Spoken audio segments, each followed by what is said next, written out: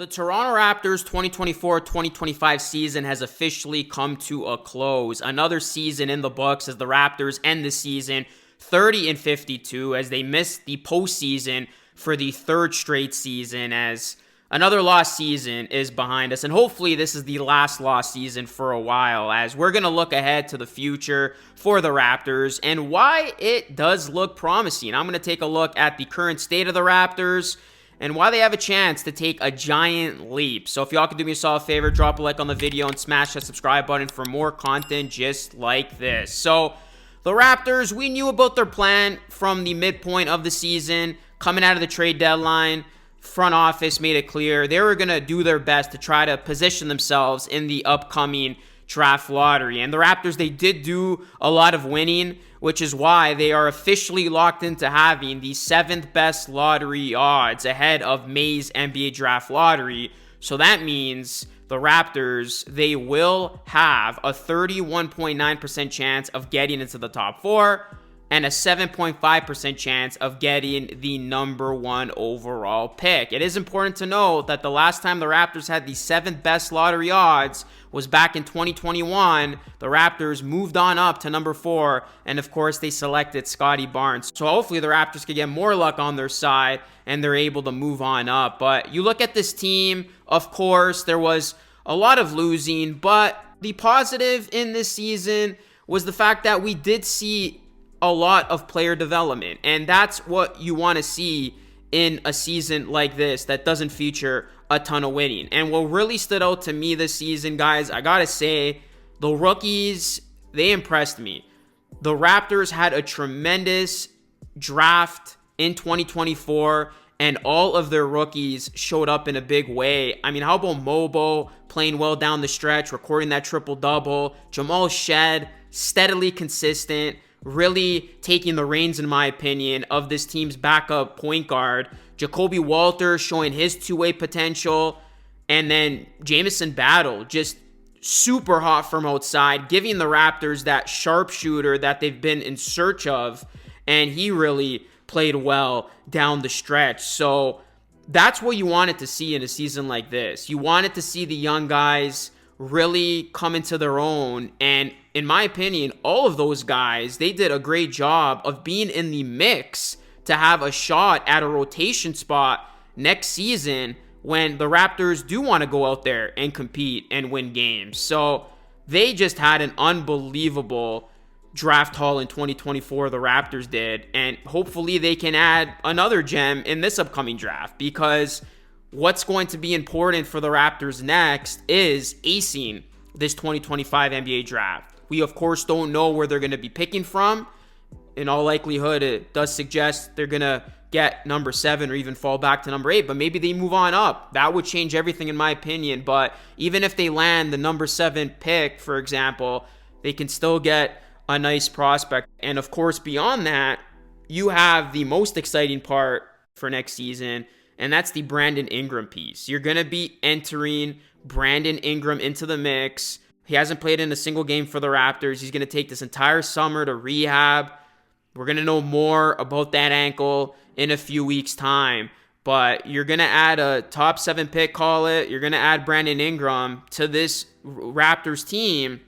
You can see why that they could potentially take a leap going into next season. And for people who think the Raptors are going to make a significant trade this summer, because of course this is going to be an expensive team, I don't anticipate the Raptors are going to do anything drastic. If we've learned anything from this front office, is they like to give their group the benefit of the doubt before shuffling things even more.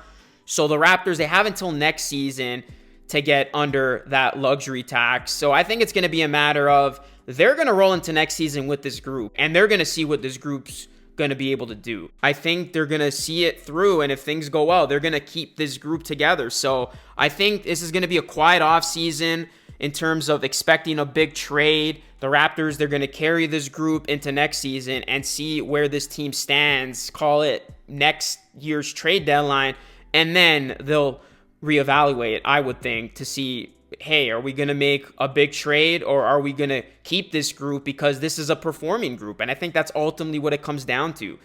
The Raptors, unlike the last couple of seasons, they're gonna have expectations going into next season. And I said it on X, it's time to turn things around.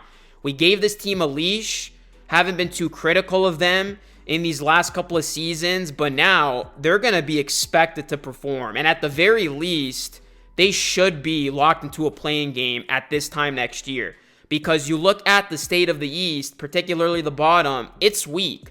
And I think the Raptors, on paper right now, they would definitely be a play-in team, talking about 7, 8, 9, 10, and they would have a chance, I would think, to get that number 6 spot, that guaranteed playoff spot. Of course, you got teams that really emerged onto the scene, the Detroit Pistons, but are they going to be able to replicate it again next season?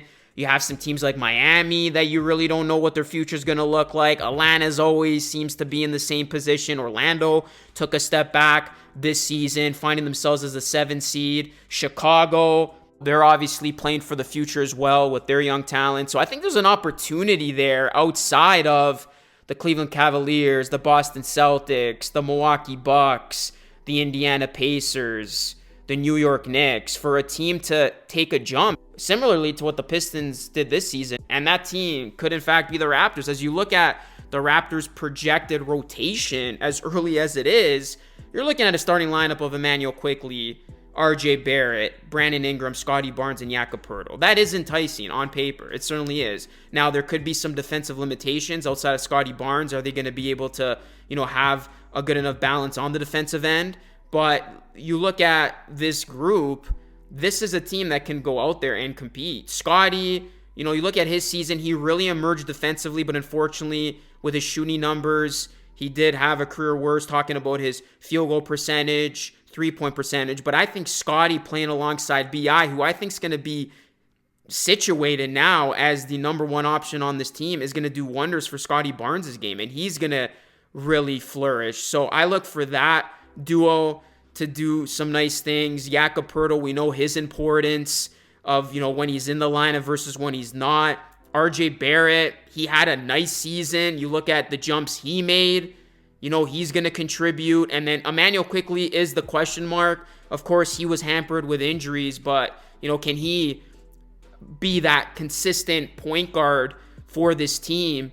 And I think he's going to have even more of a magnifying glass on him, alike RJ, to see, hey, are these guys good pieces? Do they fit with Scottie Barnes and Brandon Ingram? Because clearly those are the 2 players that this Raptors team sees as their cornerstones, as their significant building blocks. So if things mesh well, then that's the best case scenario. If it doesn't mesh well, then that's when I think we'll see some changes again when talking about the middle of next season around the trade deadline. But yeah, you're looking at that starting 5, and then the bench is interesting to me. I think the Raptors are going to have a much improved bench. I think Jamal Shed is situated right now as that backup point guard. I think Grady Dick's going to move back to the bench, which is a good role for him because we saw his limitations defensively. He's going to be that offensive spark plug, be asked to come into games and shoot the ball. Jacoby Walter, he really shined in moments towards the end of the season, showing that two-way potential. I think he's going to get a spot in the rotation. And then, it's going to be interesting to see what happens with kind of the front court of this team. But Abaji, I think, is going to be in there. But then there's going to be some wild cards. Mobo really played well to close it out. Obviously, Battle shooting the ball as well as he did. And then you look at the center position, the backup center position, where there's clearly a void. The Raptors draft pick, I think, is going to address that. Let's just say they end up with number 7.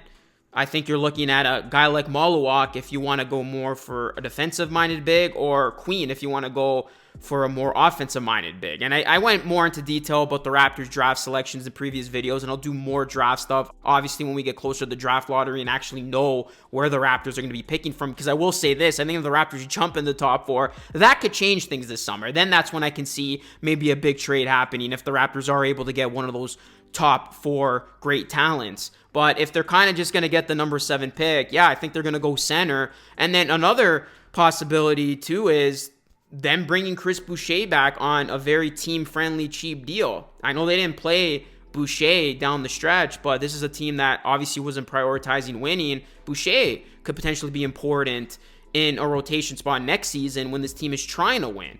So all in all, I think, you're looking at the 5, looks promising. The bench, when talking about Shed, Dick, Walter, Abaji, and then their backup big's probably going to be their draft pick. This team, on paper at least, they are going to see improvement. And if they don't see improvement, then that's when it becomes a problem. And that's when you really get critical of this team. But I'm going to give them the benefit of the doubt.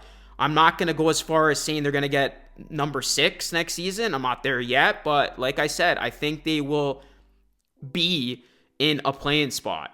I'm pretty close to guaranteeing it, because if they're not at least in a playing spot, that's very problematic. But I can't imagine this team being bad unless significant injuries happen. But barring injuries, we kind of saw it like towards the end of this season too. I know they had a ridiculously easy schedule, but the Raptors were playing 500 basketball. So if guys continue to get better, they know their role, and then I think he's the most important piece in all this, looks the part of his former All-Star self, the Raptors, they will definitely be a part of that play-in, and potentially even higher than that, given how things go, because the East is weak. So I think there is an opportunity for this team to make a leap, and I would bet that they will be making a leap. I mean, they're able to win 30 games in a season that felt like they were losing every game. So could this team end up taking that jump that the Pistons did? I mean, you look at the Pistons, they're able to get a top 6 spot this season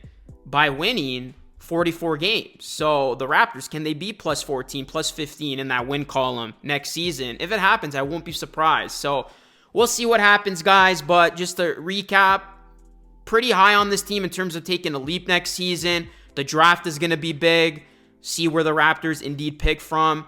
Brandon Ingram's, health, him returning to 100% is going to be super important. And I don't see a significant trade being made this offseason unless the Raptors get lucky and move into that top 4. But if they just kind of pick from number 7, call it, I think this is going to be the group going into next season. I think it's going to be a very quiet offseason, and the Raptors are going to be betting big on this group with the expectation to win. I thought, Scotty had a great quote in the end of season availability, and this basically sums up where I think the Raptors players' heads are at. Barnes said this: "If you saw my face last year at this time, I don't think I was looking the right way, but I'm excited for what the future holds and what we're going to grow into with the team we have. There's no excuses. We should definitely be in the playoffs." Guys, let me know your thoughts on the Raptors. Are you optimistic about the future? What are you looking for in this group? Do you anticipate anything big happening this offseason? Let me know your comments down below. I really appreciate all of your support. I'll be covering the playoffs at large, as you guys know. Drop a like on the video, sub to the channel if you are new.